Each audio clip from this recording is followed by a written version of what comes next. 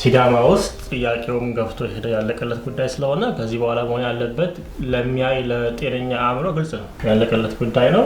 5 ወር ብለዋል በ5 ወር ጊዜ ውስጥ ያሉትን ሬፈረንደም አካሂደው በሰላም በበቀል ስሜት ሳይሆን በሰላም ህገ መንግስቱ እንዲፈጸም ማድረግ ብቻ ነው ያለው ማለት እንዳልከው ደግሞ ታስረዋል ሰዎች ይሄን ሁለት ቦታ ከፍዬ ነው ማለት አንደኛው ወንጀል ሰራ ሊሆን ይችላል ንብረት ሲያወድም ሰው ሲገድል ምናምን ያንን ህግ የሚያል ጉዳይ ነው ሌላው ደግሞ ፖለቲካሊ ሆነ ስራ አለ ለምሳሌ የኤጄቶ አስተባባሪዎች የአገሪቱ የፌደራል ፖሊስ ኮሚሽነር የመሰከረላቸው አመቱ ሙሉ ከፖሊስ በተሻለ መልኩ ሲዳማን አሳን ሲዳማን ሰላም ሲያስጠብቁ የነበሩ እና አብይ ኢሳያስ ሲመጡ ጊዜ ውጪ ያድረው የከተማዋን ሰላም ሲያስጠብቁ የነበሩ የከተማዋ ሰላም በሌቦችና በቀሚዎች ሲወረር በይፋ መግለጫ አውጥተው ይሄ እኛን አይወክለንም በእኛ ስም ኤጄቶንን ይያሉ ሌብነት ዝርፊያ ነጠቃ ውስጥ የገቡ አሉ እሰሩልን ብለው መግለጫ ያወጡ ልጆችን ነው አሁን እናንተ ናችሁ ብጥብጥ ያስነሳችሁት ብሎ ማሰር ይሄ የፖለቲካ እርምጃ ነው ግልጽ ስለዚህ ልጆች መፈታታቸው አንደኛ ትክክለኛም ስለሆነ ሊፈቱ ይገባል ሁለተኛ አዛካሪ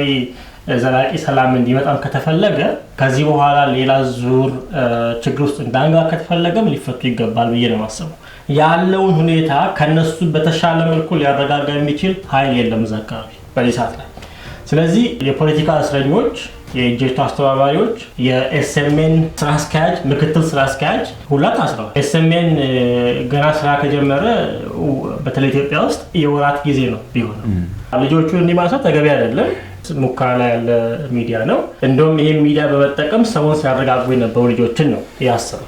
ያሰሩበት ምክንያት ቀደም እንደተባለው ምንድነው እዛ አካባቢ የፖለቲካ ተጽዕኖ ፈጣሪ የሆነ ኃይል ተፈጥሯል የህዝቡን ጥያቄ የህዝቡን ፍላጎት የሚያንጸባርቅ ለህዝቡ ታማኝ የሆነ ኃይል ተፈጥሯል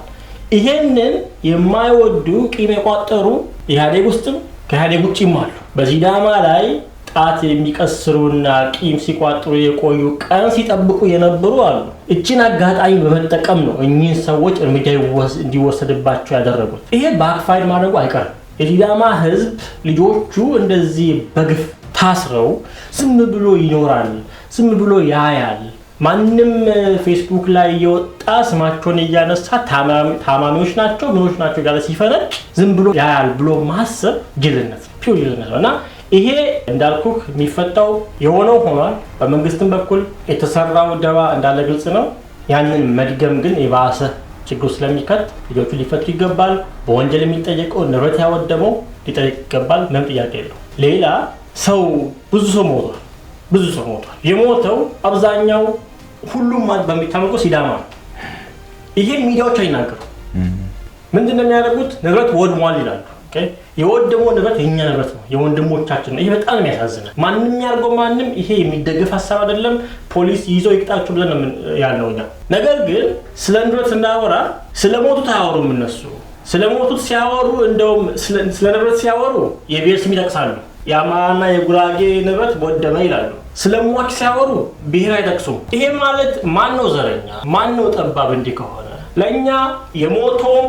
ወገናችን ነው ንብረት የወደመውም ወገናችን ነው ሁለቱንም ጥፋት ያጠፉ ይጠየቁልን ነው የምንለው ይሄ ነው ለኛ ኢትዮጵያዊነት ይሄ ነው ትክክለኛ ሰባዊነት ተንኮል የሌለበት አሻጥር የሌለበት ትክክለኛ ሰባዊነት ከተባለ ይሄ ነው መሆን ያለበትና ባይ ዘ ዌይ የንብረት ውድመት ለደረሰባቸው በአካባቢ ያሉ ሽማግሌዎች አባቶች ከመንግስት ጋር በመተባበር ለመመለስ እየሰሩ እንደሆነ አውቃለሁ በተለይ እኔ ያደኩበት አካባቢ ማለት ነው አገር ሰላምና ሌላ አካባቢም እንዲያነቀ እንደሚኖር ገምታለሁ እና ያ መቀጠል አለበት በማህበረሰቡ በኩል መንግስት እንዳልኩ ማድረግ አለበት ኤጄቶ